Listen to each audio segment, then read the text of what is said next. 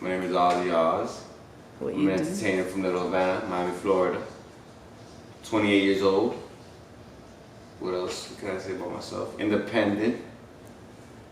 Do everything myself. Grind by myself. And that's pretty much the intro that I got for myself right now. How long you been rapping for?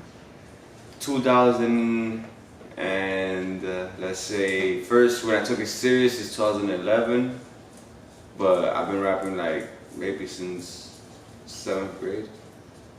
Probably, yeah, 7th grade. What got you into it? Like, as like a whole, what got you into rapping? So usually like back in high school, back in middle school, they started doing like lunchtime ciphers and like just random, freestyle ciphers and stuff. And obviously you had to have bars and it was battle raps. So it was always like rappers between Latinos and like every ethnicity pretty much. And it would be just about like who had the best rap skills in what territory from. And like in Miami we have Wynwood, Little Havana, La Pata, Miami Lakes, Miami Gardens, Hialeah, every single spot, South Miami to North Miami. There was all kids in all that school, so we would always battle each other. And it went on from 7th grade to 12th grade. But from that transition I started taking it more seriously.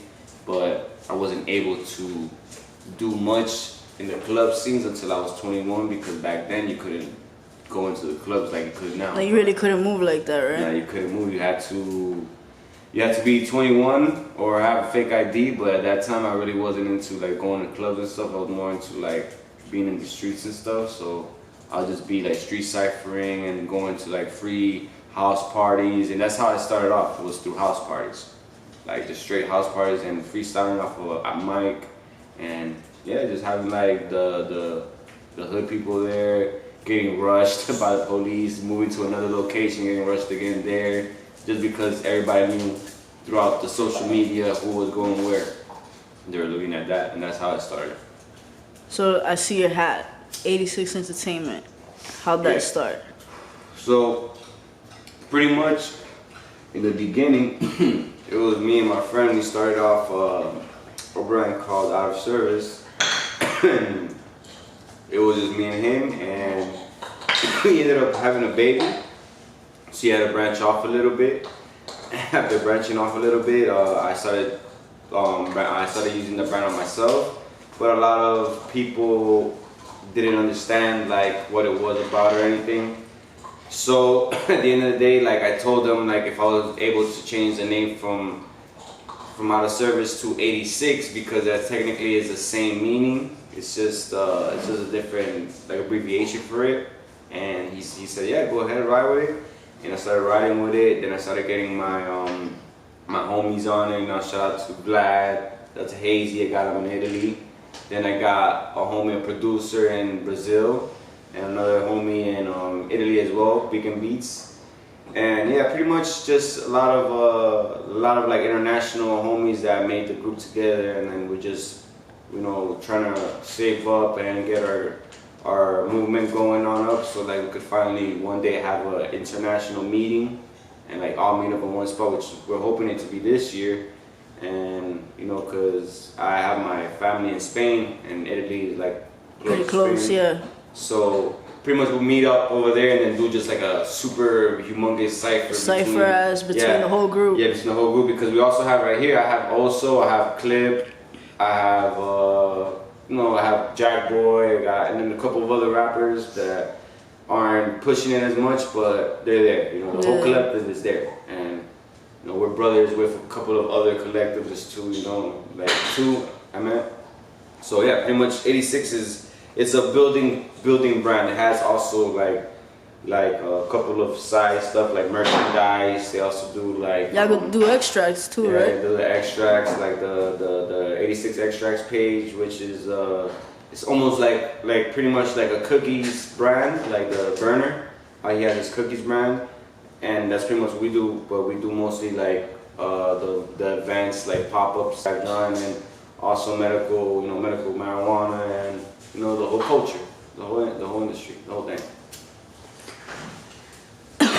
So my thing is, well, what's your main goal with all this, like with your brand and with your artists, like what's something that you look for in your own artist, like let's just say somebody that you would want to be part of 86. What's something that you would look for? For sure, I want 86 to be like an all-around entertainment business. So from just like you could talk about media, talk about clothing, talking about movies, production, video games. You could talk about like 86 is gonna be all around. That's why I'm trying to not make it entertainment. I'm trying to be like an enterprise, like an empire pretty much. But the entertainment got stuck on it because that's how it started off. Yeah. But it's gonna be an all around thing. It's gonna be like.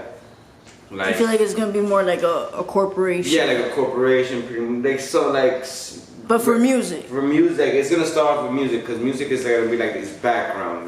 Like yeah, it's gonna be started off with a lot of musicians in it and everything, but it's gonna have a lot of things that the musicians could be able to branch off to. Like some of us love fashion, some of us love gaming, some of us love sports, some of us love acting.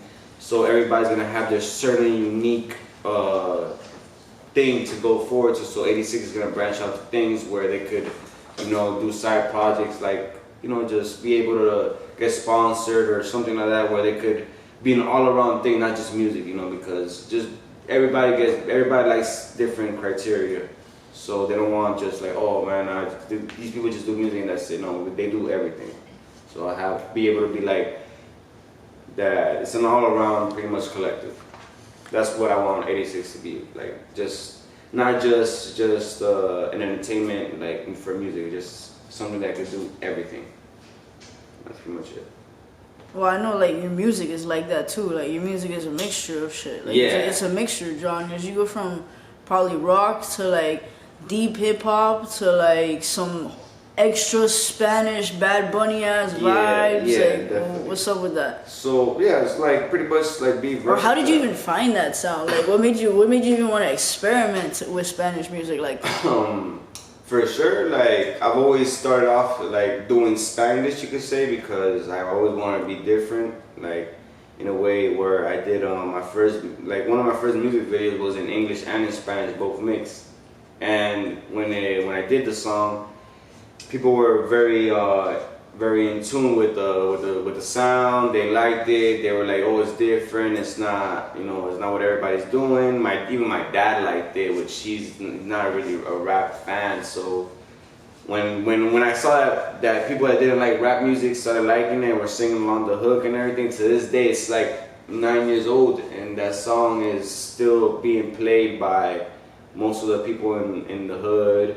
A lot of my old fans, and it's still being played on Spotify because I actually bought the exclusive. I did a lot of things with it. That song helped me out, branch out into what I did now, because a lot of people were like, "Oh, you should try this, you should try this, try this." Like, so I started doing everything, and thankfully, I've gotten bad comments on certain things, but also gotten good comments. So. Just like they say, good things, everything good and everything bad, it just happens. So. Hey, but your Spanish tracks are all fire though. Yeah, you can't even front. All of them are fire. Loca was fire as fuck. Yeah, the video was fire as fuck. Everything about that shit was fire. Yeah, Loca came to me, like, shout out to Andre, obviously, Andre Tippa. He told me to branch out and like try some like dembow style, and he told me about a couple of artists like Shello Shack, like John Zeta, who else could say, J Balvin, a couple of artists that do like pretty deep Spanish trap. Deep Spanish trap, and then they also bring in that party theme into it. So El Alfa, obviously, like El Alfa is one of the main ones that I got my cadence off of, which is the reason why people get confused, because a lot of dembow has a lot of the same instrumental. But at the same time, it's not the same. It's just like same BPM, same maybe the same type of drums and kicks and everything, but it's different sounds. So certain people won't understand that it's a different song. So they'll be like, "Oh, I heard your song at this spot, or I heard it at this spot, but it wasn't really mine. It was another person. Yeah, it's just the same. It's just the same drums or whatever." But yeah, that's pretty much what ended up happening with Loca. Like I wanted to experiment with the dembow, you know, and I got really good feedback on it. So expect more of that. And right now I'm getting into like gritty hip hop. So like that deep old boom bap, old school East Coast stuff that we used to do back in the days. Like what I started with, trying to bring that back. Not trying to, I'm going to bring it back. For the fact that people do still love it, and it just never dies out. People is just always gonna love that in rap. That's what rap is about. So if I could pull it off in Spanish and in English, and also it's like something that comes to me naturally, then by all means I'm gonna go with it and let just see where the boat takes me and see how far I can go with it. And by all means, you know, everything's gonna also keep on changing with it. And yeah, that's pretty much it. Yeah, with the Spanish, yeah. The Spanish is gonna just keep on expanding. I don't know where I could go with the Spanish, but the Spanish is just.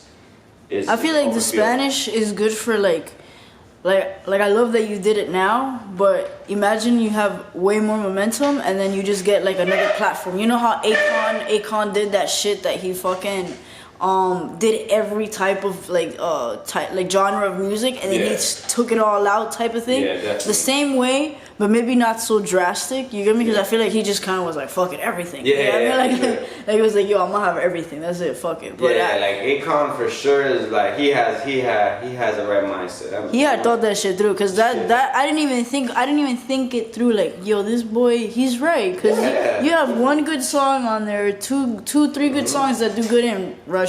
Do good in Jamaica. You're still getting mad guap regardless. Like those streams are still there regardless. It doesn't even matter anymore nowadays. It's crazy to think about it too, because I was thinking about it coming to the interview about Akon, because I heard Akon on the way over here, and I'm like, Akon's actually one of the people that I used to listen to his music like locked up. When that song came out, I had that song on repeat. Like it was stuck in my head. You know, convict music is also kind of like something of like what 86 represents too. Like, yeah, it's convict music, but Akon is using convict music to like make look, he's making a city in Africa. Like, yo, he already made that. Yeah, he already made it. He already made that. He put lights in Africa. And, he put lights, and I think he already gave him filtered water or something like that. Yeah, exactly. And that's and what I'm trying to say about it is like he did it all himself. He didn't say he got a little loan. I heard that he got a loan off of China or something like that, and then they helped him with the whole funding. And obviously, like it's just the way he thinks about it. Man thinks like an entrepreneur, and well, no, he is an entrepreneur. Not to say he thinks. I'm sorry about that, but that's exactly what I want to be like. You know, like Akon is one of those people that's in the bucket list. He's goals, right? Yeah, for sure. For sure, facts. And then like, other than Akon, like what else? Like what rapper can you say pushed you or made you want to be like, yo, I want to do what the fuck they're doing right now? For sure, let's say, okay. For sure, Hobson. I gotta give a full credit. You know to Hobson. what? Hobson is fucking lit, bro. Fucking Hobson. Fucking Hobson, bro. Bro, that guy's underrated because they say his music is for like white kids or like suburban or. Man, fuck all that bullshit, man. I got people over here in Miami, in the hood, talking about that Hobson is one of the best MCs out here to this day. You know, thank God that he came out. You know, like I followed him from when he was under under Eazy-E's wife's label. For real, Eazy-E's wife made a whole label? I didn't know she took over. She took over Eazy shit? Yeah, she took over Eazy stuff, and then she signed Hobson to the label, and then Hobson was under that label, but he kind of got a little shelved, and then that's a whole other thing, you know. Yeah. That's his side I didn't story. know that. Yeah. But yeah, Hobson is like one of the people that I say that gave me influence because of all his hard troubles and all the stuff that he went through. And I'm like, man, like if he could do it and still go through all this stuff, I think I could do it too, you know. So him, another person I could say would be that I could think off the top of my head that I wanted to do it like, you know, I always say FGK too. His whole EST movement is a huge inspiration. I didn't even know he like had his own festival. Yeah. Like, I didn't even know he ran his own festival. Yeah, like, man. and supposedly they get fucking wild over there. I think it's almost. That thing is getting as big as. Rolling Loud, like Yeah, no, Rolling Loud is huge. Yo, Rolling but Loud is huge. yo, but like I saw Rolling Loud commercials, and then right under it, I saw MGK shit. Oh, that's crazy, I was yeah. like, yo, he's getting there. Like Rolling Loud to me is just something I can't explain because of, shout out to Matt and Tarek, man. I used to do shows with them before Rolling Loud ever existed. So like that right there is also a huge inspiration too of what I wanted to do with 86 because Tarek, I remember once I forgot how we met, but I think I emailed him and I forgot who, I think it was ASAP Ferg that I first opened for. I don't remember who exactly, but I think it should be him. And then I went up to him and I told him like, yo, like I want to do a show. We met up at a spot, the usual promoter at the beginning type stuff. And Tarek, I met him, and then I remember the next day or 2 days later, I already had hit him up telling him I had the money for all the tickets, and he was even surprised. And yeah, man, look at him. He went from giving me small industry advice to doing this huge festival, and to this day, you know, like I haven't performed at Rolling Loud, but I love the fact that he did that because he's from Florida. He's done it from the beginning, and like him and Mac just went on full on blast with it. Like, feel me? Like Rolling Loud has their own clothing too. They have their own like lighters. Yeah, they have their own papers. I think if I'm not mistaken, they have everything. You know, merchandise style, and that's also what 86 on 186 do too. Like. Imagine having an 86 festival. Yo, like, that's what I'm saying. Like, I could imagine that shit. Everybody getting lit as fuck. People like I'm idolizing, like in rappers, yeah, back in the days, yeah, you know, those people. But there's just so many to name, you know. So shout out to everybody that I miss, you know. But like, yeah, like people like that, like the underdogs, the little ones that inspire me. Like I just can't remember off the top of my head because I do smoke a lot of weed, but you know, it is what it is. But yeah, like. That's what inspired me in the beginning, like Hobson for sure, and a couple of others, but mainly Hobson for sure. Like what he did in the beginning is exactly what I wanted to do. Funk Volume, that whole label, that whole era of Funk Volume was exactly what I want 86 to be for a long run, because they would have been the top dogs right now. But, for sure. You know, shit happened, bro. You know. If you know, you know. If you know, you know about what happened with Funk Volume, but that whole shit. That's a whole other story about another thing that happened with another group. That's, you know, it's just sad that it happened, but I'm glad that I actually got to, you know, actually open up for certain artists under Hobson and actually speak to Hobson, you know, personally, on a personal note too. Oh shit. Yeah, like Hobson has actually spoken to my girlfriend too. And yeah, man, that guy is super humble, bro. Like, yeah, he's cool. I heard he was really humble as dude. Like, man. I heard he was really down to earth type of dude. He's like, super down to earth. That guy is like I've never heard anybody be like, "Yo, Hobson's a fucking dick." Like, I've heard a couple people say it, but like I guess. But like, but every situation I've heard is like they come at him wrong. Yeah, like exactly. somebody's always coming at him wrong. You feel me? What is he an artist like? I mean, I've got my fair share of like dick artists, like encounters, motherfuckers get Hollywood, but oh yeah, people, you know, that's why they say don't idolize your idols. I mean, not idolize your idols. What am I saying? Don't praise your idols, or don't expect the most out of them, because you could meet your idol and he could be a dick. Yeah, or not what you expect him to be at all. Or you could meet him, he could be the best thing you ever expected. Because I mean, when I met X, he was my idol. Like I met him and I was working at the time at the kitchen, and he came up and I just ran up to him, and he literally was like on defense mode, and I stopped for sure because I already knew, you know, it's a Florida thing. So I stopped myself and I'm like, hey man, I love your stuff, you know, and stuff. And then he came up, he's like, man, you don't talk like a cook, because I was working as a cook. And I explained to him, I'm like, nah man, I rap and stuff like that too. He's like, man, just keep doing your own thing. Don't listen to nobody, whatever it is. And I guess he was like giving him like me advice that he was heard himself. But man, that kid was way ahead of his time with his advice. I think it's just funny how in Florida everybody has an X story. Yeah. Like everybody in the scene has either been around him or has had like an X story or some way somehow. Like my first show was for X. To free him, and I met Trunks, I met Bass, I met everybody, and I was like, holy shit! Like I didn't really realize who he was at the time until like I really started getting into it more and more, and I'm like, yo, this dude is really something. You feel me? Man. It was just like a really big like effect that he did on the whole scene. Everybody who's been here for more than like 6 to 7 years, they have definitely had I did this or I encountered or was an X story. I always hear an X story somewhere. Yeah, definitely, because like that's how I got put on by him through like Raider Clan, and Rob Banks and stuff like that, because they had Broward had Florida on lock for sure. They had Florida on lock. Yeah, for sure. I know they've been had that shit on lock. Yeah, like shout out to Miami too, cause like Miami got it on lock too, but like a lot of artists come out from Broward, it's not to say anything. So like no, but real shit. Artists, definitely sorry, but like we've had artists, but for sure, like look at Kodak, look at we got.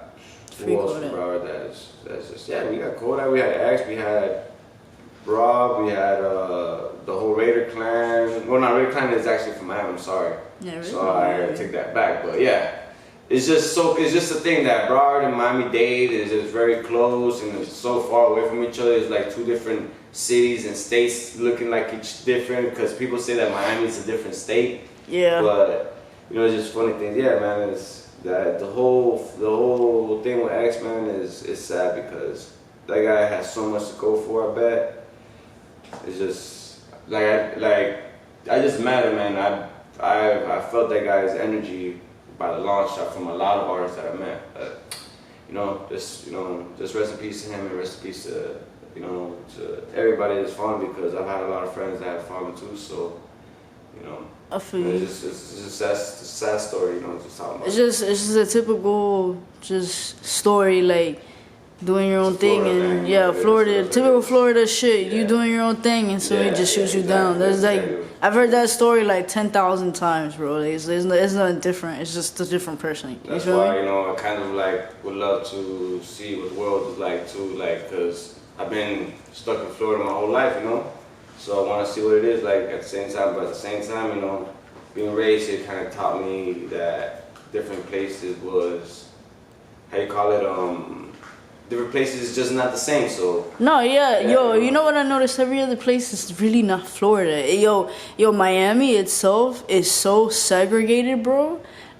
Integrated. Like it's just everybody's it's just a mixture of people. And you go anywhere else, it's like only two mixtures of people that you've ever meet. Like either really white people, or black people, and then some Latin people. But then it's like, everybody just is not in the same Florida shit. Like it's a completely different vibe. That people give off. Yeah, definitely, man. Like people come here and they're like, bro, it's definitely not like wherever I'm from, and I'm like, wherever you're from, it's definitely not like this. Yeah, it's definitely not like this. But I don't know how it's like, but they be telling me stories, and I'm like, what? I just want to experience it. That's pretty much it. I just want to experience it, because I'm just start off tours. Yeah. But everything Florida, never out of. I've been out the state of Florida, but younger, not as a rapper, like 12, 13. Not to say I started rapping at 12 or 13, because if I was rapping at then, I think by now I would have been a different beast. Different. Yeah, definitely. Yeah, I want to see how the music scene is in different places for sure. For sure. I feel like one place you should definitely check out other than LA. LA is like a duh for artists, but New York, obviously. Oh, definitely. Yeah. Shout out to New York, man. New York? They get down, for sure. There's a couple of artists that I've heard coming out of there, and sad for what's going on with the whole 6ix9ine thing, because I had a homie get snitched on to, not one homie, a bunch of homies get snitched on, and I got a bunch of homies got Rico acted. That shit ain't fun. I don't wish that upon my worst enemy, man. And when you're just in that lifestyle, you know, yeah, you gotta be prepared for it, but you just gotta take yeah, responsibility for yeah, your like, actions. yeah, Like you know, you already know. Like when it comes to the streets, you already know what the fuck you're doing. Like you know, you're consenting to all this shit. You're saying, all right, I'm gonna do this, I'm gonna sell this, I'm gonna do this, and I'm gonna do this. You feel me? Yeah, like so it's like if you go and you snitch on the person that was right next to you, because that's literally what it is. Like that doesn't make you no better. You feel me? Like at the end of the day, everybody's making that decision to do the same shit that you're doing. You feel me? Now if you flip or whatever, that's some foul shit. Yeah, that is. I mean, like, yeah, bro. Like, I personally, I don't know how it would be because I haven't been in that predicament yet. But even if I was, I'm not saying I would, but I have a very high doubt that I'd rather slash my own wrist and tell on anybody because I'm Honduran, first of all, and the way I was raised from my mama telling me don't even snitch. Like, if your mom raised you telling you not to snitch, like, you're not snitching, yeah, bro. snitching, bro. Like, mom tells you what to do, like, from when you're a kid, and she used to be like, yo, you stay quiet, you don't. You don't see nothing, you don't hear nothing. You know, and I'm like, okay, and I was a kid, you know, so obviously, you know, like I was raised like that. But then when I started seeing it in the streets, people were telling me that code already, and I'm there like, but I already know that. But people were like, oh, but you know, certain other kids don't think like that. It was so weird to me, but I don't know. That's just a whole different gamble. You know, that's just gambling with life now. For real. real. The streets is just a gamble. Now that social media has gone to the point where it's that now, yeah, it's big. There's cameras everywhere, you know, like everybody wants to be the top dog, you know, like, you know, rappers are capping, you know, just like I was seeing earlier on YouTube that they're botting. You know, it is what it is, but it's that whole botting situation was crazy that you told me. It stresses me out thinking about it because like I'm over here thinking of ways just to like make it organic and make it through, you know, and people over here just botting through, and then they did say back in the days, yo, fake it till you make it, or like, you know, do it like this, you know, you don't, you know, because at the same time being too real will get you fucked over by the feds or by the police, by media, by anybody. It's one or the other. Like either your fans are gonna like have some sort of beef with you, the media, or the police. Definitely, for you sure. Know what I mean? Like, it's one of the two. It's just like rock. Back in the days, these rockers used to have all these hotels that they used to like thrash the fuck up. Yeah, you know, like everybody, like not everybody knows it, but if you were born in the '90s and you listen to like heavy metal or at least new rock or whatever it was, you know that these people used to get down with it. And then like look at these documentaries, look at the Dirt, look at how Motley Crue used to get down. They didn't even trash things just to trash it because they wanted to show an image. That's just who they were. That was their rock star lifestyle, their punk life, their everything. So like now that people are like trying to bring it fits, but it's just certain people it's not them. It's not. It just doesn't fit everyone. Is what you're saying. So then that's when people start. I guess that's what I'm trying to say is like people start botting. They start trying to put that image because they put so much work into a certain thing that their organic image isn't working for them. So they have to pay to make people think that they have a look, but they really don't. It's just a fucking fat ass mess. Yeah, it's a big old mess, and just be real, do what you gotta do, and that's it, man. Just be real, man. Like you don't gotta fake it till you make it. I mean, what it is, but hey, it's a rap game. I'm just saying that people are just trying to cap too much, and I don't like that. That's pretty much it. But whatever, that's my opinion. I don't gotta matter for nobody. So my next question: when's the next project dropping, or are you working on the next project? For sure, yeah. I got a video coming out probably in a good 2 weeks, 3 weeks. Shout out to Alexia. I'm doing a song right there with her. She's doing my video. I'm doing I guess a good like it's a New York type beat, say, you know, like because that's what everybody's talking about, type beat, you know. I even gone on YouTube, everybody's like they make up random like jokes about a falling asleep type beat or crying type beat. So I looked up a gritty New York type beat, and it actually went good.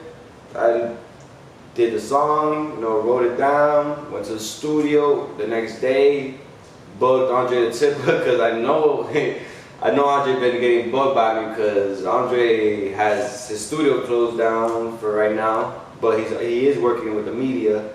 But I bugged him to record me, and shout out to Andre for opening his doors to record me, gave me the blessing of the mic, you know, recorded it.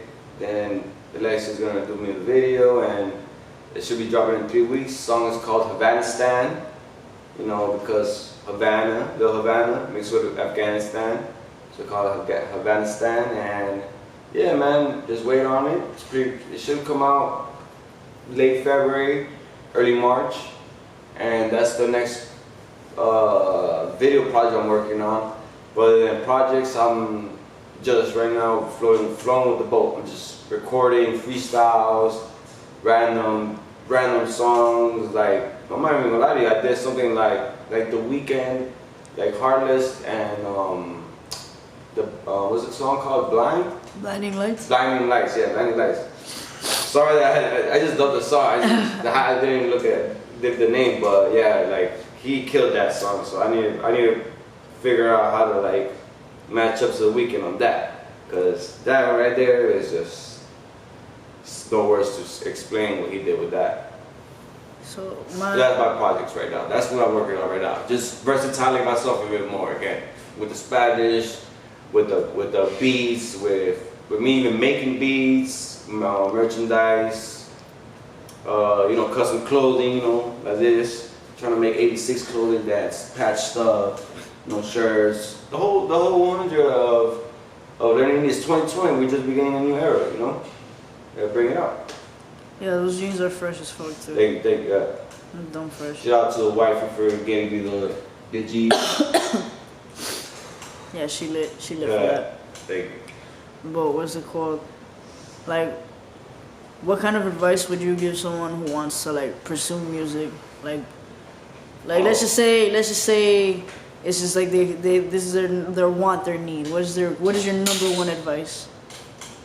Well, I'll say, man, just be yourself. Just everybody that wants to do it, just do it. Don't be scared. For sure, I'm always getting, like, people come up to me and be like, hey, how do I start? Because when they see me, they say, man, you're just so, you show no fear when you do your music. It's not that it's just easy to me. It's because I was in band, and then in band they showed you like if you fuck up, only you know. They don't know. So just remember this: don't let your anxiety take over. Don't, just be you. Go for it. If it works out for you, it works out for you. If it doesn't work out for you, and you want to give up, keep going until you just can't no more. You know, you just can't just give up. Like for artists, if you're an artist and you really want to be in this game is a tough game. So you really have to, if you're a guy, grab your balls. If you're a female, shit, grab whatever you can grab and go for it. And hang the fuck tight. Females are taking over right now, man. Yeah, have you thought about that, by the way? Like trying to sign like a female artist? Like, oh man, I would love to sign a female. I actually do have a female artist. I have shout out to Brazy. She's her birthday is this weekend. Happy birthday, Brazy. How you call it? Yeah, she's a singer. She wants to do she reminds me of Billie Eilish, to be honest with you. But, she be singing like that? She be singing, yeah, man. She be singing, and like I have a song with her, and then we're gonna do it. But we're just waiting on Tipper to open the studio again, and she's going through her regular, getting her money up, getting fit in the industry because she is a female and she doesn't rap, she sings. But like like going to the question, like the female artists, like just do it, man. Like a lot of female artists, like they're just scared because they want the criteria of being a female in the rap game is be the baddest bitch, but you don't necessarily have to be that. You not no more. It's 2020. Like back in the days, if it was not 90s, yeah, man, that's how it was. But now we're in 2020. We're in the 20s, the 2000s of 20s, which I don't know how we could say it anymore. But yeah, it's different now. You know, it's like I would love to sign a female rapper for sure that got bars, like on some West Coast style. Yeah, for sure. But till then, right now. You know, just looking for the females that don't have to be Little Kim, don't have to be no crazy shit to be yourself. You can even be a producer, you know. It could be, you know, I got my girl that's working with me that does merch. You know, she's badass on that shit. Everybody says she's badass with it. She doesn't give herself credit, but she knows it. She knows it. Like I go to shows with her jacket that she personally made for me. It's an 86 jacket that if you go to the local video, you could see it when it was like 90% made, but everybody fucks with that jacket. Yeah, that jacket, even though it was like what 90% made, you said that shit came out fire. Yeah. I don't care. Now I do not care. That shit came out fire. Yeah, now it's 100% made. Now that shit is like that's my baby right there. Like I think I haven't even washed that jacket yet, to be honest with you. Just to make sure nothing gets fucked up. Yeah, it's clean as hell, man. Like every time I go out with it, like nobody throws anything on it. People actually, I got a compliment on it yesterday or 2 days ago, I think. Yeah, 2 days ago. I'm sorry. I went to a show that I did a pop up on, a weed pop up, and my boy Metal Damien, shout out to Metal Damien. Was like, I was hosting the event and goes up to me like, he just said something random about my jacket, which was my girl's jacket, but was like, oh, shout out to Ozzy with the expensive clothes that he's always wearing these expensive, something funny that was random, and he's talking about people's rent, that my clothes were more than people's rent and stuff like that. And it's just the small things that make my friend, that make me love my friends and make me love my wifey too, and make me love, you know, dressing the way I dress, because it's just I dress different from what I was raised as at the beginning. When I was in high school, I was dressing like everybody else, but then one day I got a homie that was like, I told him, I'm like, yo, I was giving away my clothes to Honduras, and he's like, I want a full on wardrobe, like just new everything, like. He's like, I got you, because he was the manager at a certain spot, and I'm not gonna say his name, I'm not gonna say anything, but what he did was, he pretty much charged me $100 and gave me a whole new closet. And I'm talking about, I walked out of that place feeling like a superstar. Like when these people, probably when like these A1 celebrities that go shopping and buy like bags and bags, I couldn't even carry the bags by myself. I had to call my dad to come pick me up and help me with the bags, because that's how much clothes I had. And since that day, I went to cut my hair, and everything changed. My lifestyle changed. Like, started wearing different type of clothing. Everybody started complimenting me on my clothing style, and ever since then, I started loving clothes. And that's how the whole me wanting to be a designer and / everything else that comes along with it that I don't know what it is, because I'm really lit right now, but yeah, that's what I want to pursue on too. I want to go into fashion. I want to go to Paris. I want to see the run. Yo, Paris is definitely where it's supposed to be. Yeah, they say New York too. Yeah, New York too. Oh yeah, Paris and New York though. Those are the two. And I would say LA. LA? Yeah, I would say LA is fashion too. They do fashion week there. I gotta check it out. And Miami, I think Miami has their fashion spot. Yeah, they do. They have their fashion week, but I don't think it's as serious. Exactly, I don't think it's as serious. Miami also has these people that are just Miami. People that's just Miami, you know. You can't say no more. Everybody from Miami knows who they are, man. You from Miami, man, you from the gutter. You know what time it is. Just like the Super Bowl, man. Everybody like the Kansas City Chiefs came out wearing these Hawaiian shirts, like if they're going to South Beach. bro, you go into the Hard Rock Stadium, man, in Miami Gardens, bro. You go into the gutter. You go into the projects, man. So, I mean, yeah, you can go to South Beach and have fun, but you ain't going to South Beach and staying in a hotel there. I don't know, whatever it is, man. I could be talking a bunch of crap. You know, I'm not a Chiefs fan. I'm not or whatever. Whoever is playing in the Super Bowl right now, because I didn't even know the Super Bowl was this weekend. Yeah, I didn't even But know that. I love me, my old team. Shout out to my Dolphins, but sadly they never have gotten their Super Bowl ring yet. Keep So, waiting, bro. yeah, I'm still waiting for that, man. Until then, I'm not a fan yet. Y'all not making me a fan, man. Dolphins, y'all gotta step it up, bro.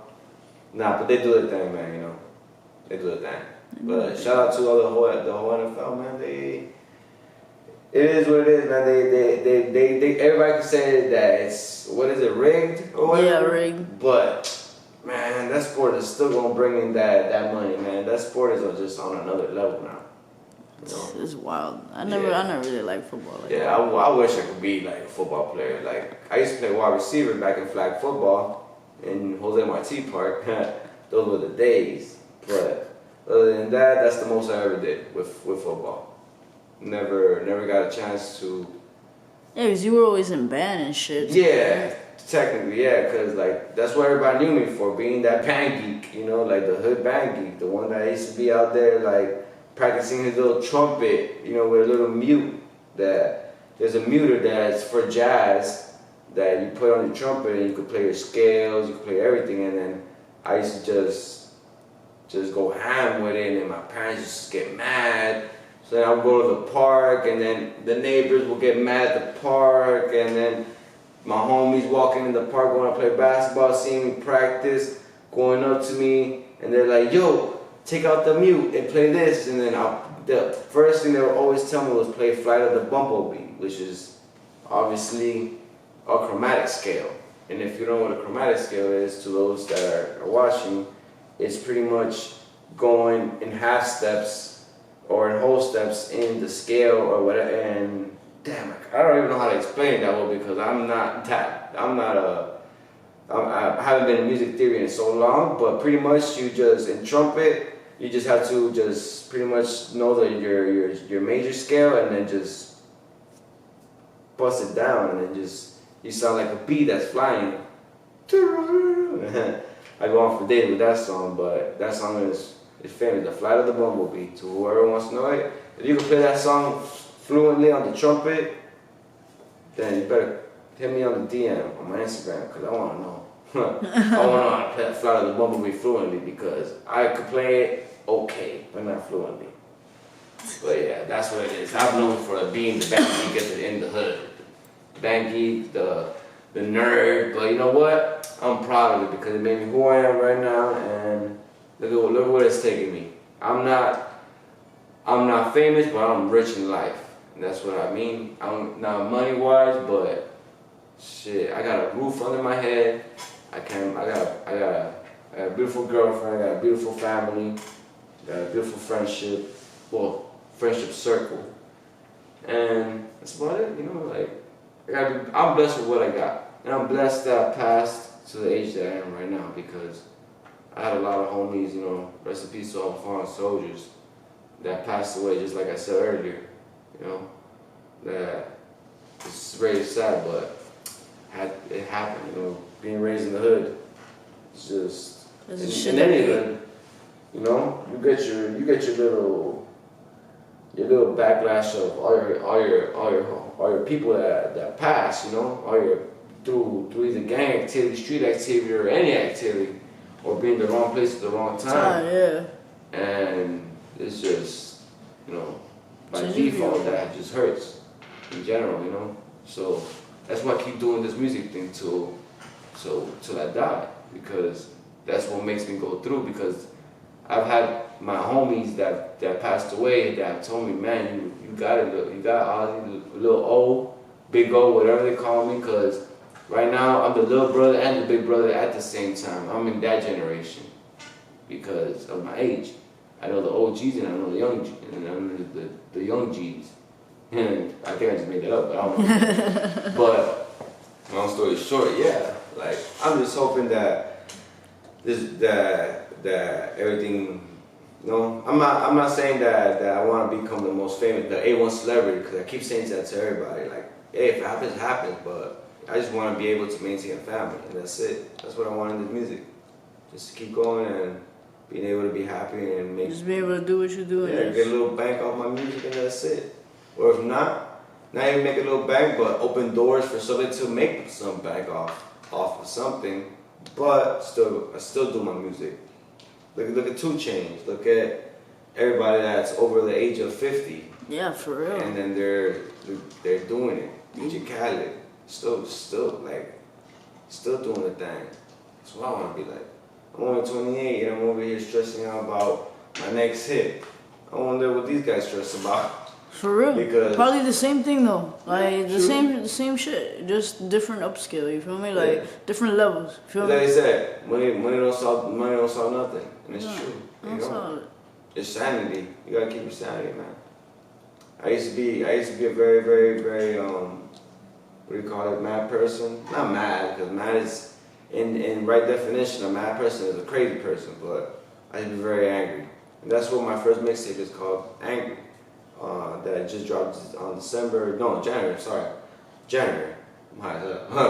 On January, I dropped Anger, which is pretty much how I felt throughout all of 2019. But 2020, I'm trying to change that. I'm trying to be uplifting, you know? It will. Let the 86 brand go. You already got that new hit. I already know that shit. Yo, yeah, I gave you the leak. Yeah, he gave you the fucking leak. That shit's gonna be fire as fuck. What you think about it? Yo, that shit's gonna be fire as fuck. Alright, for sure. I can't wait what you and Alexia come up with. That shit's gonna be fire. Alexia's gonna do her thing. I know she never lets me down. For sure, never lets me down. So let's see what she comes up with.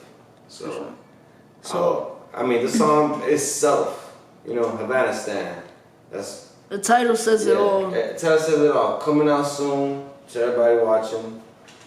And if you're watching and it's already out, then the link will be in the comments or in the bio, or just look up Havana Stand by Ozzy Ozz. You know, shot by the whole 86 family. That's for sure, man. Like 86, y'all brothers, y'all already know. I know y'all watching in Italy. Y'all know. I got y'all back. And shout out to my boys out here in Miami. Just keep doing your thing. I'm gonna name everybody in Miami because everybody's in Miami to feel some type of way. So y'all better keep working. Until I start showing that work is when I'm putting your name out there. And other than that, man, shout out to 7 Vicious for the interview. You already know, because always coming through with that 5 shit, you know, the 5 photography. I always say that, you know, you're doing your thing too, girl. You know, you're doing your Proud thing of too. Proud of It's all love. You know, it's all love, yeah, and we're gonna keep working together, and look, this is the beginning. Always like that, like I always say. That's pretty much it, you know. Shout out to my mom and my wife. I'm making 9 years with my girlfriend, and I'm not in on Monday, February 3rd. 9 motherfucking years. God damn, tired. I just fucking around. I love that girl. Loyal as fuck though. Yeah. Loyal I'm loyal for sure. It's I'm one of those loyal dudes that some girls will wish to have, but now you can't. I'm sorry. Even though some people say I'm ugly as fuck, but my girlfriend don't think that, so fuck you. People talk shit. Hey man, all haters. Shit, you already know what it is, man. They talk shit. That's what comes with this shit. Everybody gonna talk. They just hated the fact that me and her last so long. You feel me?